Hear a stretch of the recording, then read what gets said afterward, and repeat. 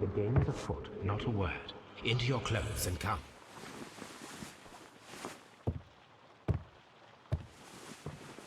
I'll wait for you in the sitting room. I've just received a note from Inspector Lestrade, a letter from the suburbs. He is in need of my presence.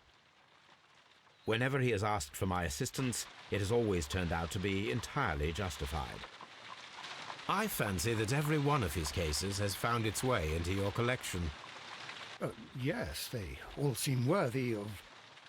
However, I regret your fatal habit of looking at everything from the point of view of a story instead of a scientific exercise. Oh, Holmes, you... I beg your pardon, I digress. It would be much better to examine this letter than to try to convince you. Alright, welcome back everyone. Welcome to Sherlock Holmes Crimes and Punishments. So, this will be our fourth case to solve. So before this, I want to say that this is the second time I am recording this, because the first time when I recorded, I made quite a bit progress there, and then power failure happened, and The letter is on the table, Holmes. You should I don't know, I tried to recall the footage, but the file was corrupted, and I tried to restore it but could not. So yeah, playing this again, this case. So yeah, The letter is on the table, Holmes. it will be a little speedway, but I'll try to explain it everything to you. So let's start this. Hope you enjoyed this series, and make sure to like this video, subscribe the channel if you are new. The table, Holmes. You should take a look. Watson, could you please shut up? So the letter is here, but before that I want to show you something. The letter is on the table, Holmes. You should take a look. This is where he gets his letters, and This is where I keep my post. right, so last time there was a letter here.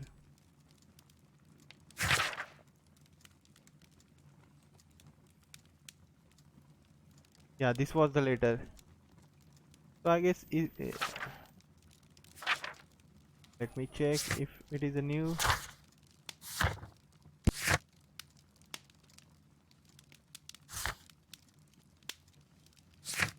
Alright, so anyway, let's start.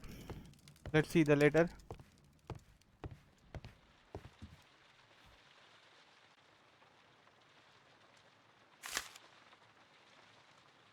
Address. I can tell from Lestrade's handwriting that he was in a hurry when he wrote this letter. 221B Baker Street, London, Sherlock Holmes. That's enough.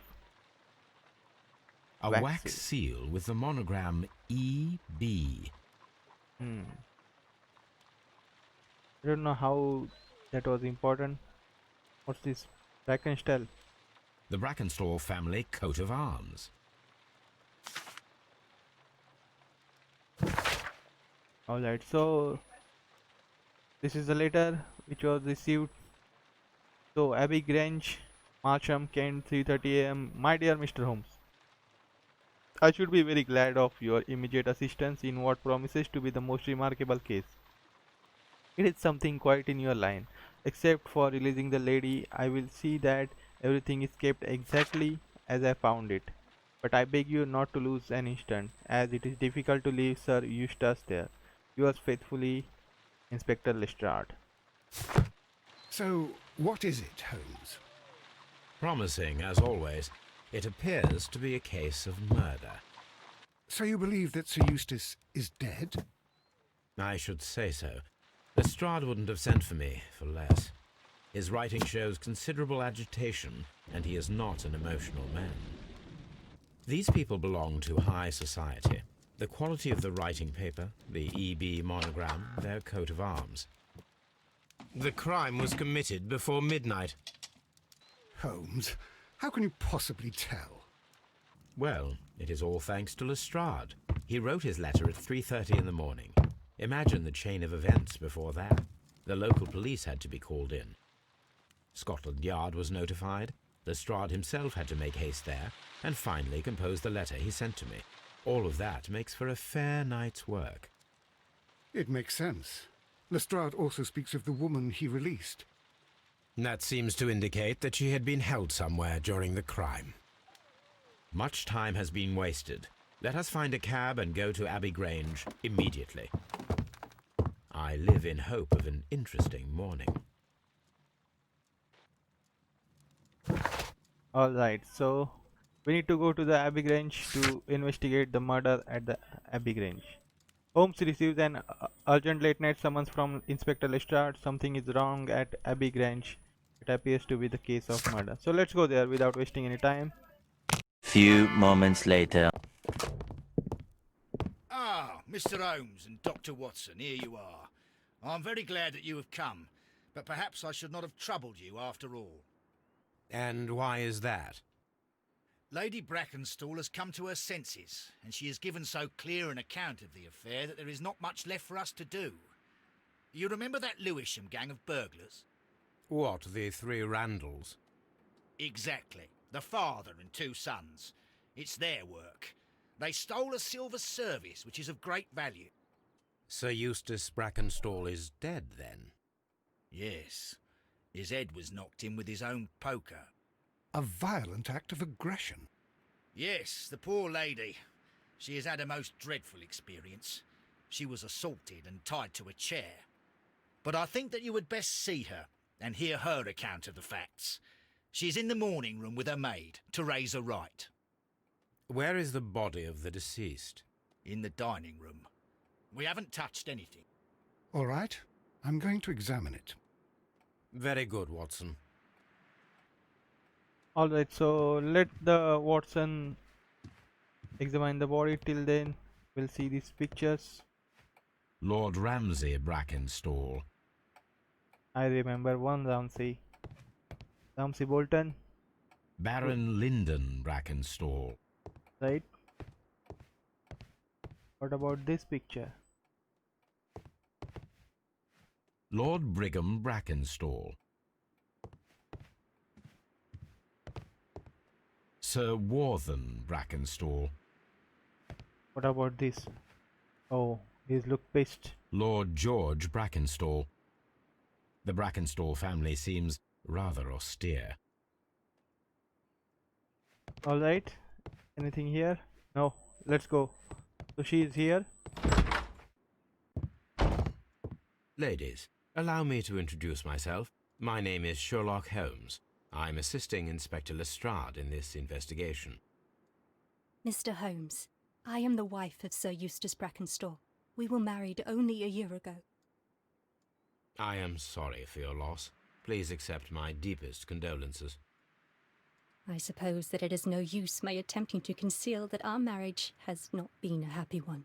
I fear that all would tell you that, even if I were to attempt to deny it. Alright, let's see what her character portrait is. So already fresh bruises. Alright.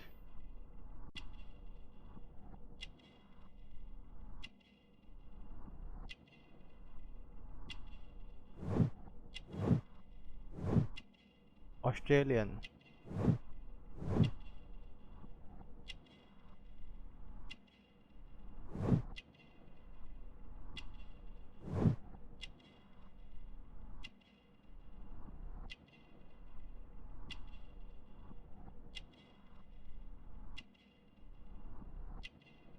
What else we have?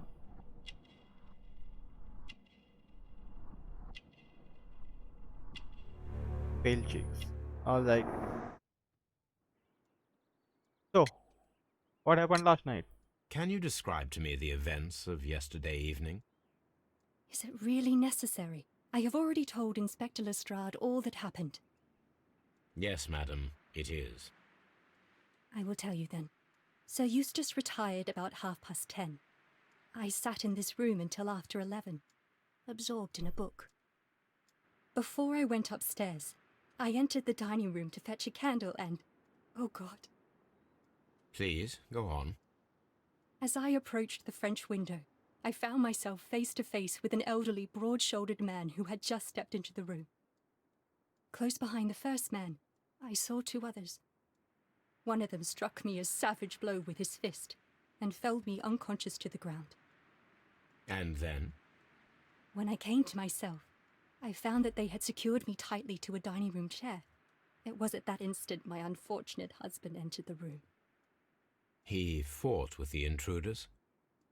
Yes, I think he had heard them, for he was holding his stick. But they were 3, and he eventually succumbed. One of them, the elder one, struck him a terrible blow with the poker. I fainted once more. When I opened my eyes, they had withdrawn. Then my brave Teresa came to my assistance.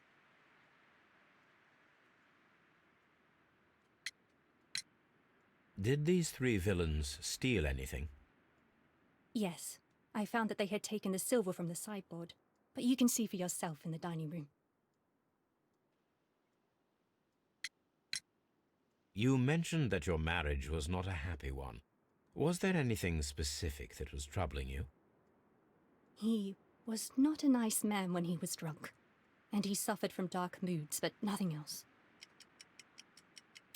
Alright. So, what we can see here. Oh, she has old bruises on her hands. They are approximately 1 week old. That's we can say. She's a wealthy Australian family. Alright, she's been married for little more than a year. In all probability, suffered physical violence. Oh, alright. Alright, so old bruises. The bruises on your hands are at least 1 week old. Your husband caused those bruises? How do you... Yes, he did. He was very angry at the time. Out of control. Again. Sir Eustace was a drunkard. To be tied to such a man for life is worse than death. Your ladyship? Alright. So, before we inspect, let's have a word with Teresa also. Teresa, I would like to hear your testimony. Certainly, sir. Alright. First,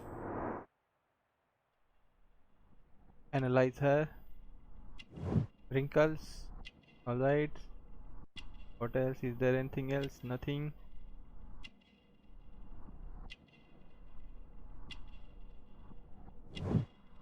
Working hands. Alright. Handkerchief. Vinegar smell. Earring. Right. Coffee stain. Alright, let's start. As I sat by my bedroom window, I saw 3 men in the moonlight down by the lodge gate. But I thought nothing of it at the time. Oh, if I'd known. And then? I went to bed, and it was more than an hour after that I heard my mistress scream. And down I ran, to find her tied to the chair and him on the floor with his head smashed. That's all I know.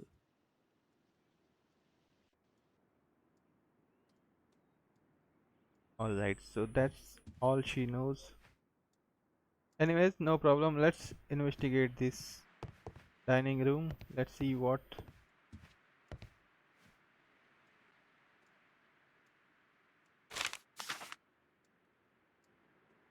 Newspaper. The family business booming. The Randall gang is back on the street. Alright. Less than a fortnight ago, this infamous family of burglars, the Randalls as they are known, made their reappearance by the way of brutal but successful intrusion into one of the wealthier homes in Sydenham.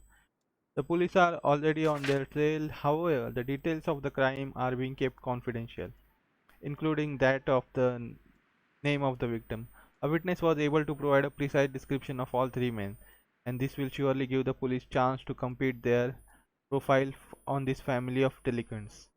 We would take the liberty of reminding our esteemed readers about the highly dangerous band and to provide the full description as it is available at the moment. The gang has been in business for some considerable time, being a family of 3, a father and 2 sons. The elder, Jack Randall, is a man in his 40s and already grey-haired, while average height and build. Being the mastermind behind the burglaries, he retains control over his sons, both of whom are in age but very different in appearance. So first son is William Randall. He's tall, broad-shouldered, small, disassociate head. Alright, younger brother is Melvin Zander, is somewhat weaker constitution, is as skinny as a rake. Alright, so the gang wanted not only for their frequent thefts and break-ins but for exceptional brutal pirate career they enjoyed before returning to New. Alright, so that is it.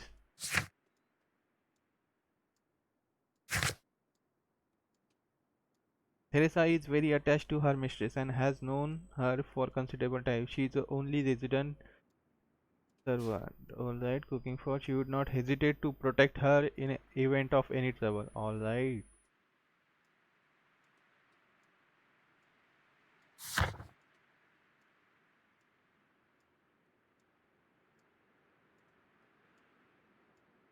The description of the Randall gang provided by Lady Brackenstall is identical to the one in the Times article. Right.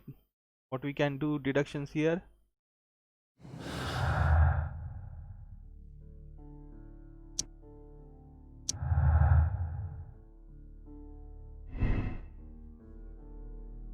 So there are two possibilities. Randall's blamed the robbery was faked and whole story invented in order to blame Sir Eustace's death on Randall's. Alright. Other is testimonies and evidence match and point to the Randall gang. Let's go with this. As of now, we'll see.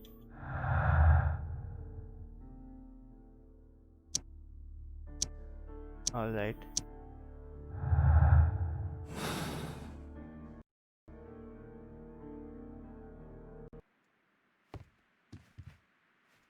Right, anything else here?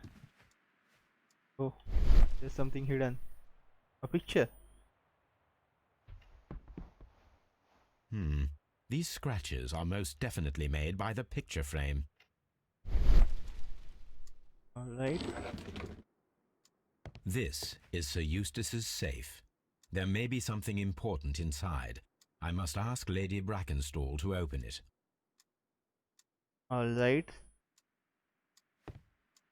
Let's first check the table. Photograph. This photograph of Lady Brackenstall and her maid Teresa was taken at a port, but which one?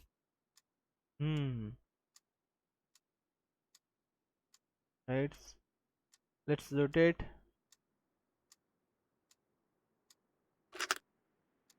Right.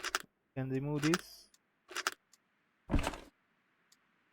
Rock of Gibraltar, Adelaide, 1893. So the lady and her maid came from Australia a year and a half ago on this ship.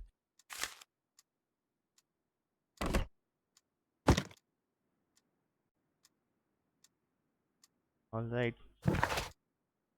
What we got here? So about the lock we have to talk.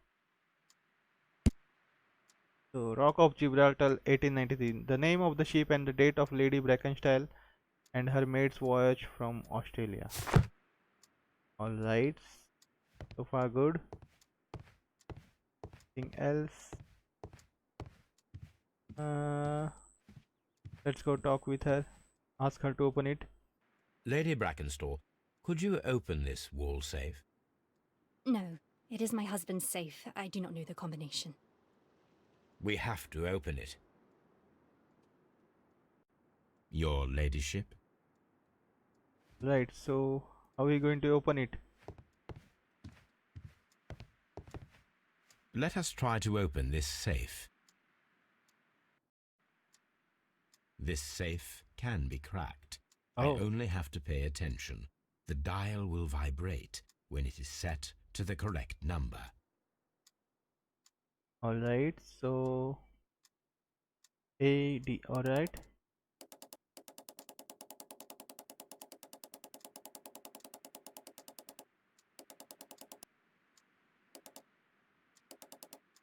$18.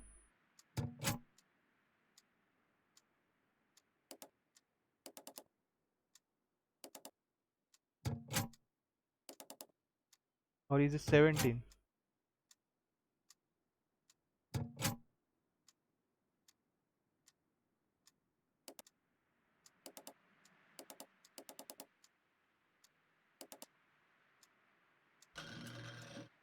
Alright. First one done.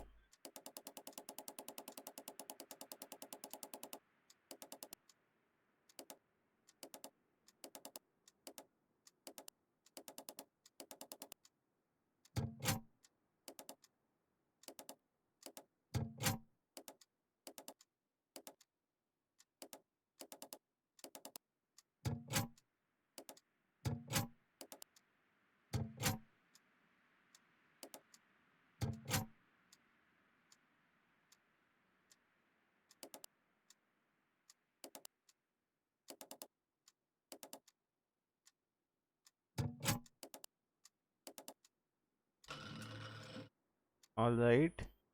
Now the last one.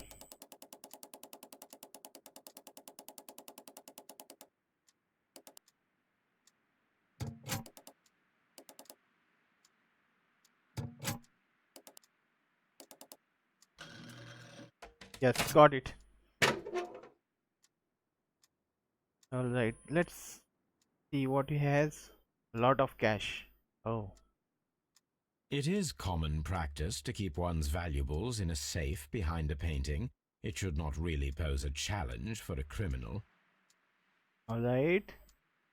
What about Antique coins? coins, possibly of value, but they're scattered without care. Same thing down there. What about this? Medical report. Alright. Sir Eustace, your current physical and mental state is of great concern. There are several signs of hepatic decompensation. The last time that we met, your eyes were bloodshot and your skin was tinged with yellow. There is particular odor from your breath that is common in those suffering from liver damage. Then there are lung abscesses that we have discussed. The leg cramps you have described to me are caused by the unalteration to nervous system, which in turn is caused by excess of alcohol. That includes the tremors. Your liver seemed excessively hard at the time of your examination, which is a sign of an evolving cirrhosis. There are also signs of ascites, fluid in the peritoneal cavity, which are evident with your swollen stomach. The pain beneath your left rib indicates a pancreatic malady, which may lead to fatal and fulminant pancreatitis. Your condition may pose a risk to others.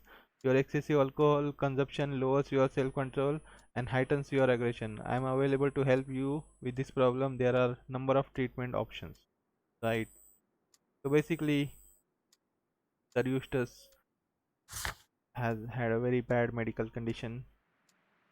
So a medical report found inside morning room safe, which states that he's endured poor health. He suffered an addiction to alcohol and nervous disorder. Alright, so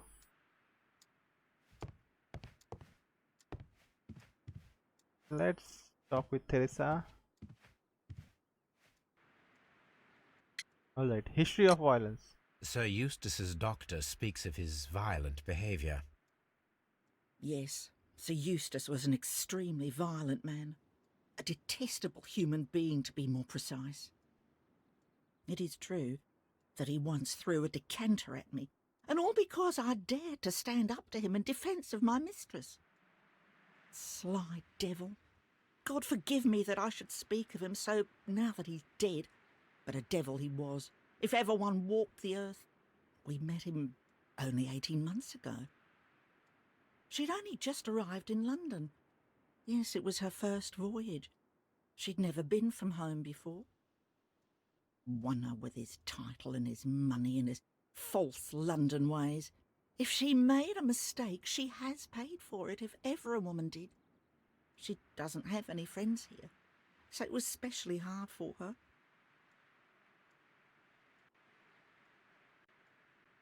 Alright, so what we learned here. She had no personal life as she was from Australia. Alright, so what does that give us? No acquaintance. Lady Brackenstall married Sir Eustace shortly after arriving in England and remained at home during that time. There is a little possibility that she or her maid are acquainted with anyone in the country. Or lady is acquainted with someone from the Rock of Gibraltar. Yeah, that is a possibility also. which we haven't discovered yet. So let's go with this for now. What other clues we have? Violent behavior. Alright. Let's go back. Let's see. So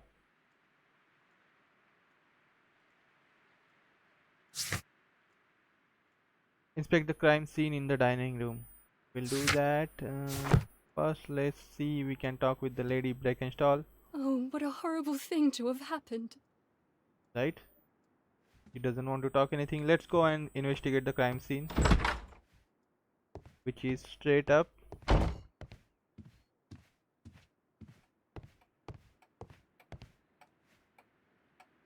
Before that, we can. So let's ask Lestrade about his reputation. What do you know about Sir Eustace, Inspector? What was his reputation? A charming man when sober, but an absolute demon when he was drunk. In such moments he was apparently capable of anything. Why, once he splashed fuel on Lady Brackenstall's dog and set it alight. Another day he threw a decanter of wine at Miss Wright's head. The alcohol seemed to madden him. To the point that we were forced to intervene several times to avoid a scandal.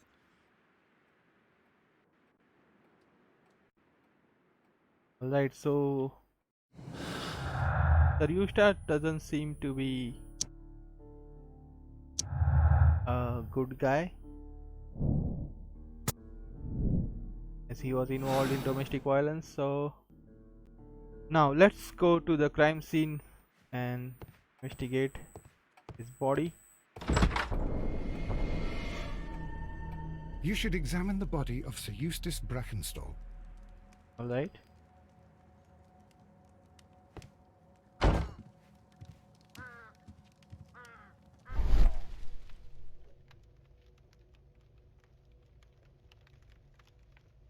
Mental peace.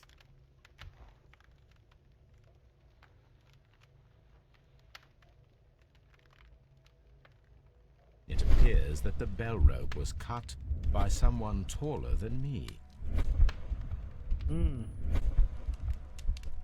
Alright. Picture say. A fur trader's cabin. Alright. Let's see the body. So, Watson, what have you learned from examining Sir Eustace's body? Well, I can confirm that the death was instant. Sir Eustace was facing his attacker when he received the blow to his head. There are no other apparent injuries. Wait. Quite a large stick, a formidable weapon. What's this? A poker. That must be the murder weapon.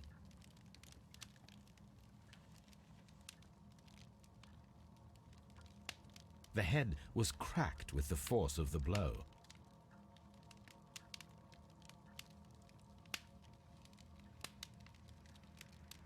Barefoot, he had therefore been in bed and did not have time to fully dress. Barefoot, he had therefore been in bed and did not have time to fully dress. Alright, so I guess that's it. No, there is fireplace grate. Oh, there's blood. It is covered in blood. Sir Eustace might have struck his head upon it while falling from the blow. That is one possible explanation. Alright. That might be a possibility.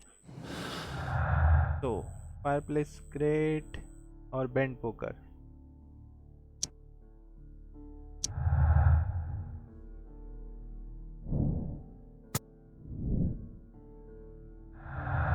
And if we connect this with this, it leads to other possibility also. So there it is. It could be a deadly accident or a poker blow, but as the lady said, it was a poker blow. So let's go with this, see where it leads.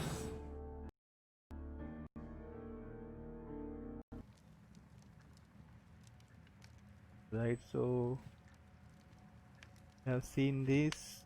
Is there anything else to... A fur trader's cabin. A deer hunt. Right? How many pictures are there? The hunting scene. Alright, here's something we can look. Sideboard. The hunting scene. Oh.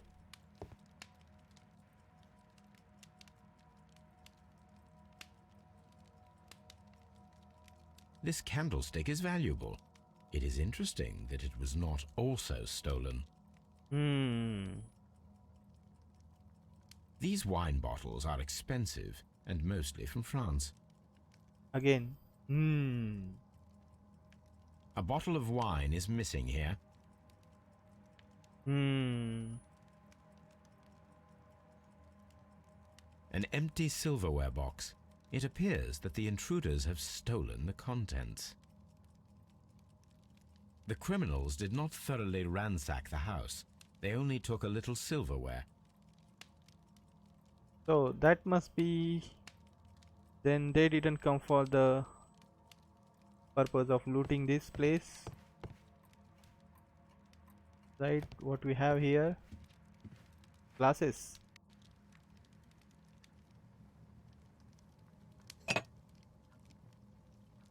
This glass has some wine traces, but no visible beeswing. Right? About this. This glass has some wine traces, but no visible beeswing. So what's the beeswing? So I sure don't drink wine. There is beeswing at the bottom, as if the wine had not been decanted before being poured. It is rather strange that only one of these glasses has dregs of beeswing inside it, while the other two are clear. A decanter standing next to the open bottle, an inseparable pair indeed. Chateau Calon Ségur, French wine, Grand Cru. Right?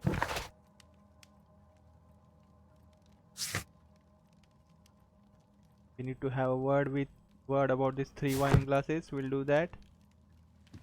What else we can do here?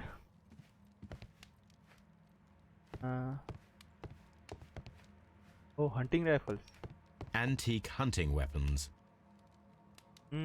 Antique. The hunting scene. French window. A trapper's hut. A trapper's hut. Same. Alright, Watson. The Talk. death was instant.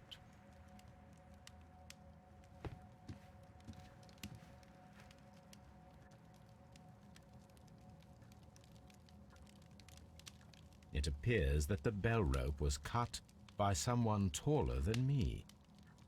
How tall? And is there anything we can do here?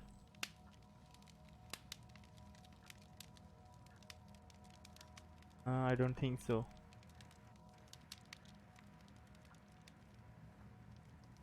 Right.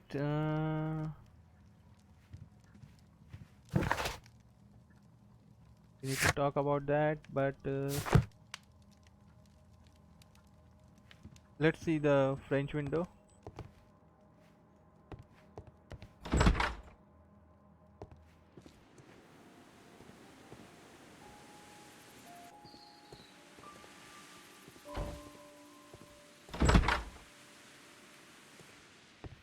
Let's go and talk about the 3 classes.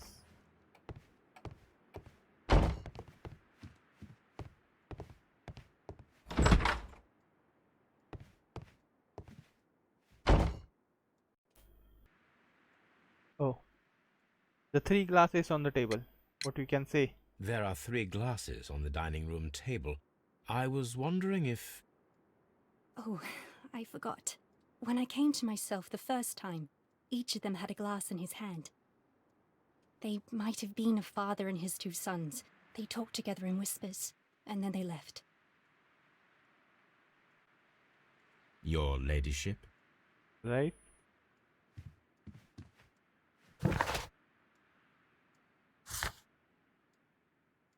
Inspect the crime scene in the dining room.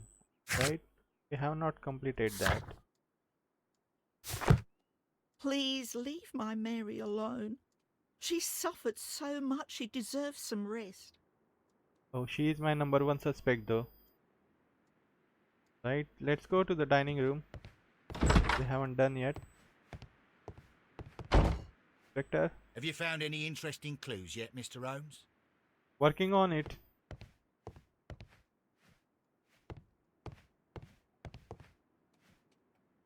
There's some letters I can check, but it's not giving me any options, so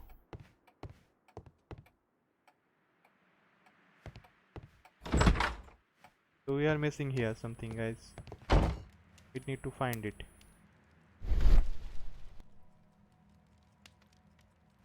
Oh, here it is. So that's what I was. So the chair. Sailor's knots. That's interesting. This rope was handled by the murderers. We need a scent hound to follow their trail. I will take it Ooh. with me. I guess this time the Toby will come in the picture. So 2 glasses, glass with the bee swing. What it say? So 3 people. There were 3 people drinking wine out of these glasses. One of the 3 probably prefers wine with bee swing. 2 people. There are 2 people drinking wine out of these glasses. The remaining glass with the bee swing consisted solely of the dregs from the other 2 glasses. Alright. So as she said, there were 3 people. So far we'll go with whatever they are telling us. Then Sherlock will take over.